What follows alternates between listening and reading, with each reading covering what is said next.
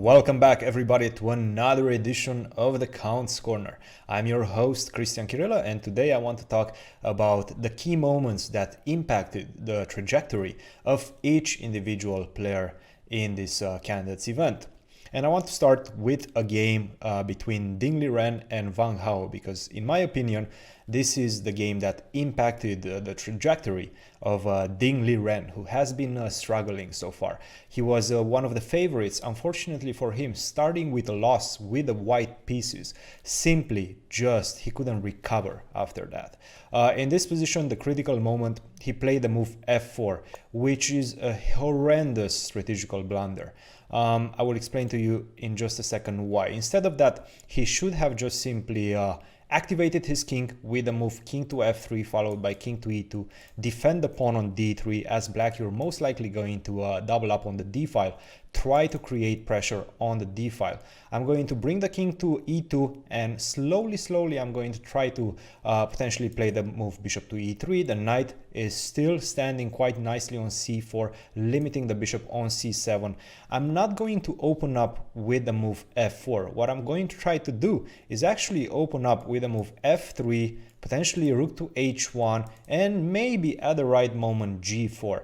I don't have the luxury to hurry up with this idea, and it might just simply not happen. It's not that easy to make progress in this position. Black doesn't have as many weaknesses. The only weakness is the pawn on b7, and it's not that easy to create a second weakness. Ding Liren hurried with the move f4, tempted by the prospect of having a good knight against the bad bishop on c7. As we will see in just a second, e takes f4, bishop takes f4, knight takes f4, g takes f4. Right now, optically, the position looks very good because the knight on c4, it looks very dominant. The problem is, it's not about the activity of the minor pieces in this position. It's much more about the activity of the rooks, as well as potential targets for these rooks. And Wang Hao seized the initiative with the move f5. An incredible move, very beautiful move, very nice strategical move. You're not going to be able to take because I'm just simply going to e2. This probably was missed by Ding Liren because at first sight, allowing me to create a protected passer on e5 and completely kill your bishop on c7, this looks like strategical suicide. Unfortunately for white, after rook to e6, rook g6, rook to g4, I'm going to be the first one to stabilize my rook on an incredible position on g4, attacking the pawn on f4 and the pawn on h4. I'm getting first to your weaknesses. This rook on a3 is locked to the defense of the pawn on d3. The rooks are simply so much better. The black rooks are so much better than white's rooks. And Wang Hao went on to win an incredible game after that.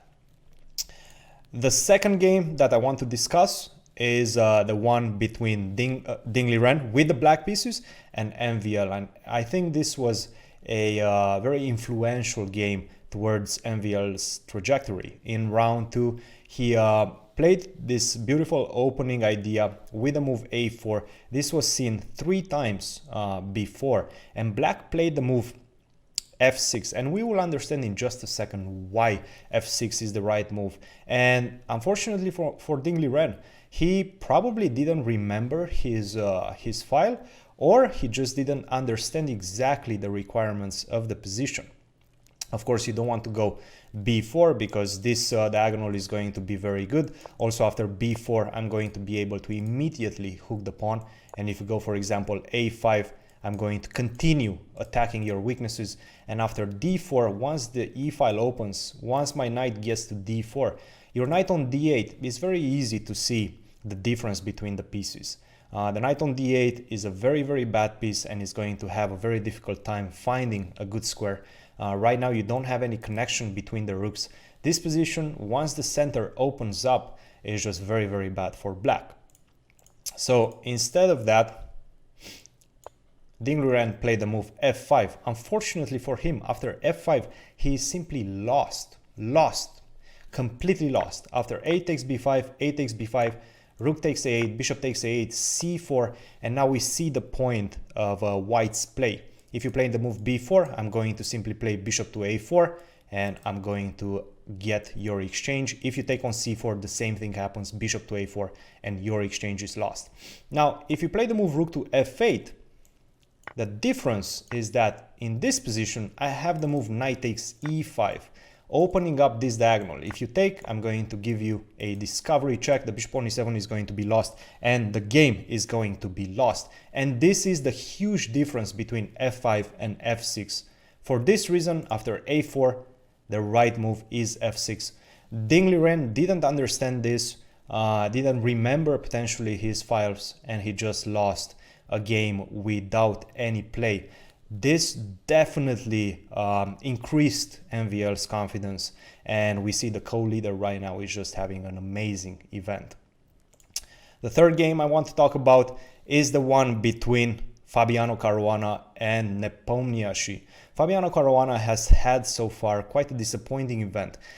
He's just simply not finding his form. He's not the usual killer self, the one that just simply wraps up his claws around you and never lets you go. And this is just simply not happening. And in this game, he built up quite a nice advantage. He had very good preparation as white, built up quite a nice advantage, but unfortunately for him, wasn't able to capitalize on it. He played the move queen to f3, and unfortunately, king to f8, sorry, black to move. Black played the move king to f8.